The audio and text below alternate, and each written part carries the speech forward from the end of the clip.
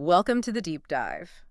Our subject today is a high-stakes legal saga that has, well, it's captivated millions and forced a really intense ongoing examination of the American justice system. hmm We are diving into the latest appeals, the legal strategies, and the underlying systemic controversies surrounding Stephen Avery and Brendan Dassey, subjects you definitely know from the Netflix series Making a Murderer. Yeah, and it just keeps evolving. It does. We've taken a stack of recent legal documents, and we're hmm talking appeals filed with the Wisconsin Supreme Court, federal court analysis, academic critiques. Right.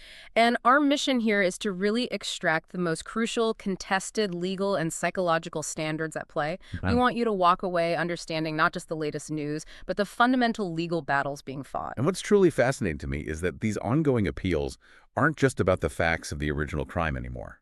They're forcing courts to look critically at foundational elements of our system.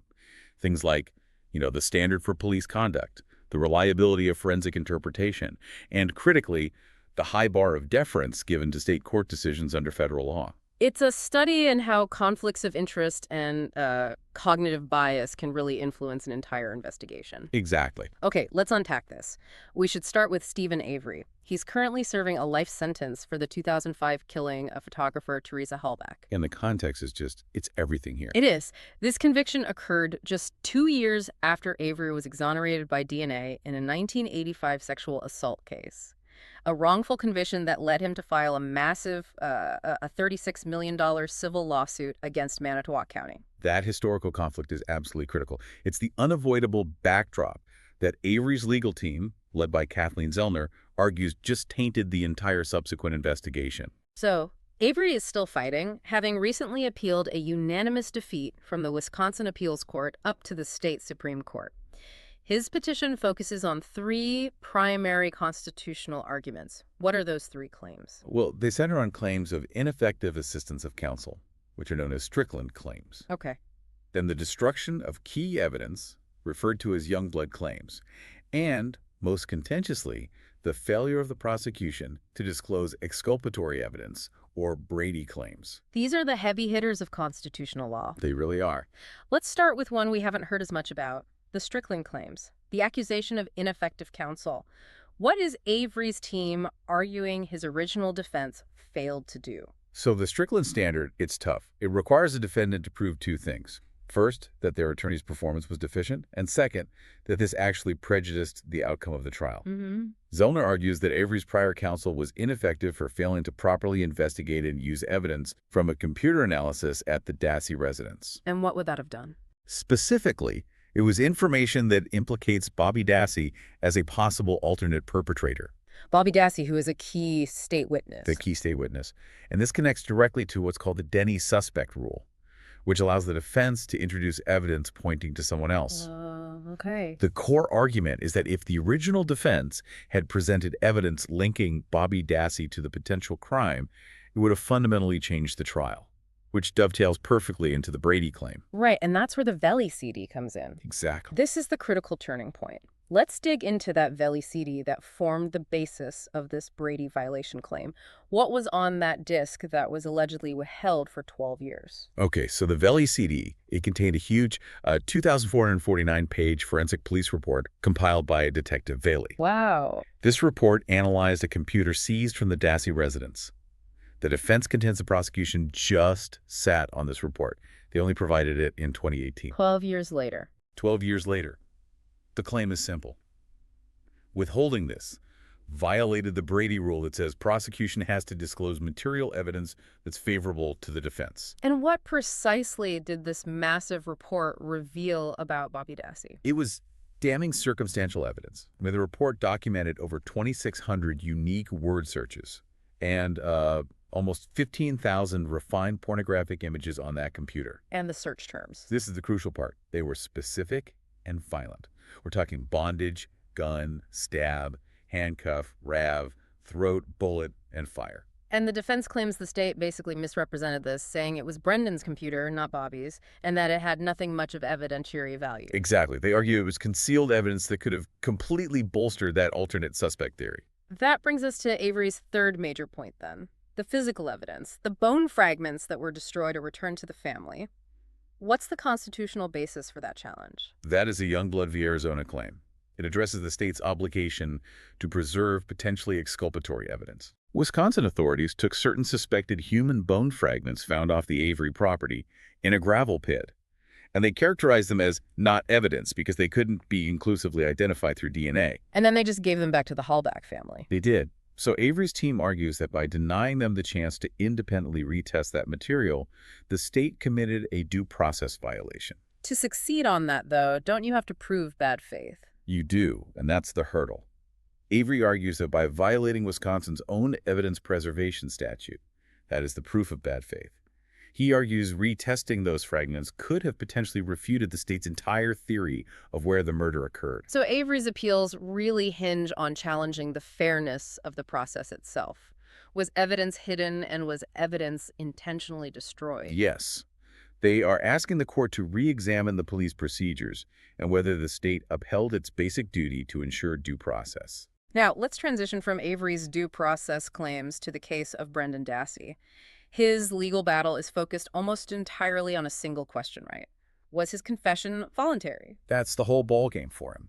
Dassey was 16 at the time, with an IQ in the low 80s, which puts him in the intellectually limited range. And his conviction stands almost entirely on the confession he gave. It does.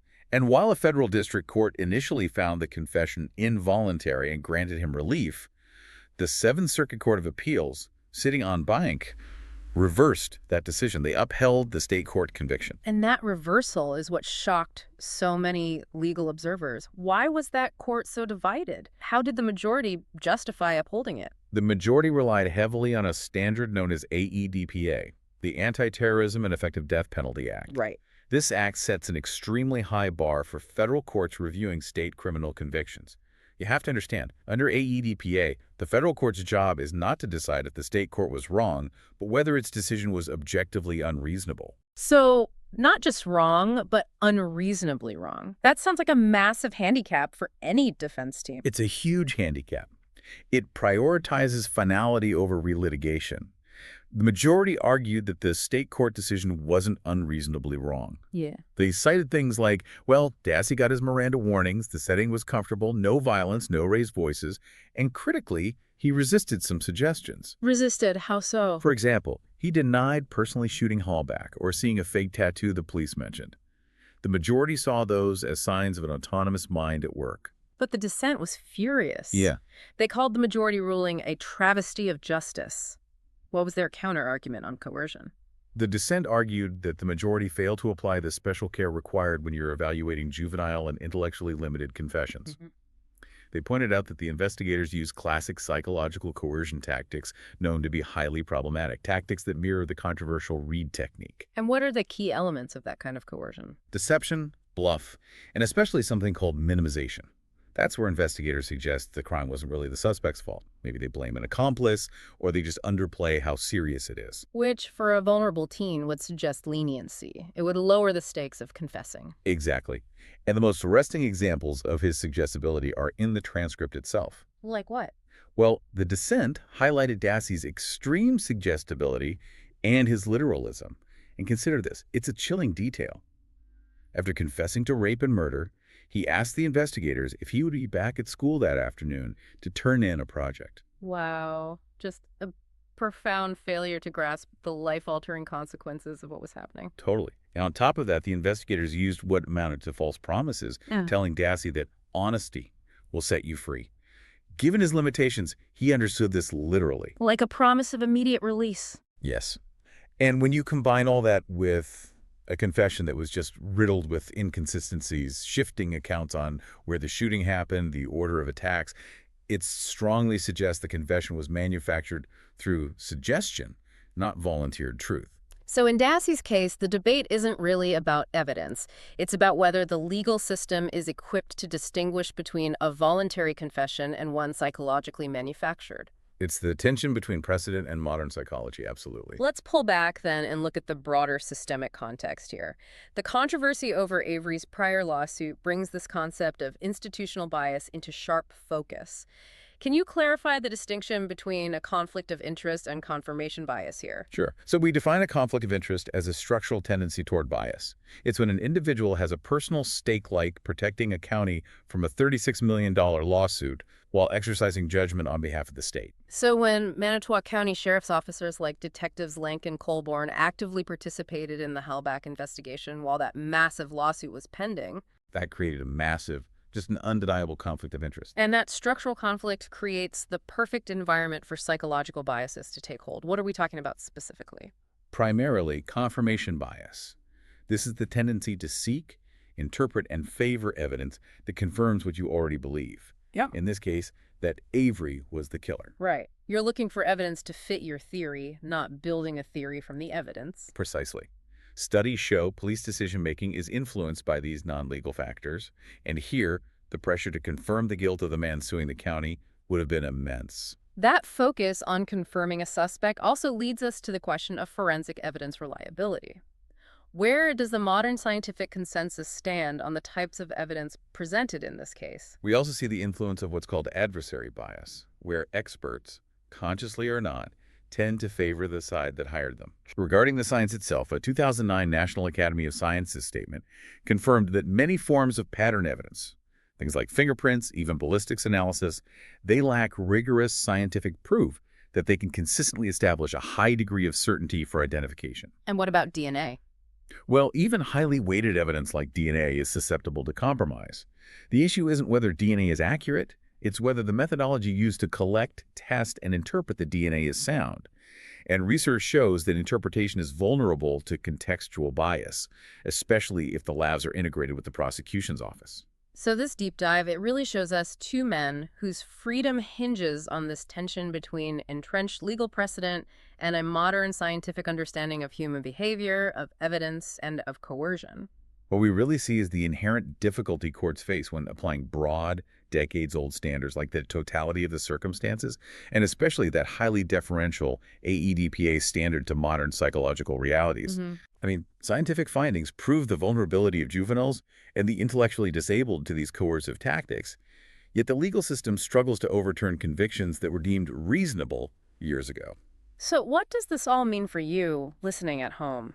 It means that the legal system's commitment to finality and deference is often directly at odds with the continuing discovery of systemic human error and bias. The question that remains at the heart of these appeals isn't whether the original judges made a mistake. What is it then? It's whether the ultimate goal of justice should be to uphold reasonable past judgments or to continually adapt and overturn those judgments based on new scientific truths about psychology and forensic limitations. That leaves us with a provocative thought. If psychological studies repeatedly show that the very interrogation techniques used in high-stakes cases like this one are scientifically linked to producing false confessions, should the courts continue to rely on a legal framework, the totality of the circumstances, that inherently struggles to adapt to those proven scientific facts? It makes you wonder how long the system can afford to prioritize precedent over scientific accuracy.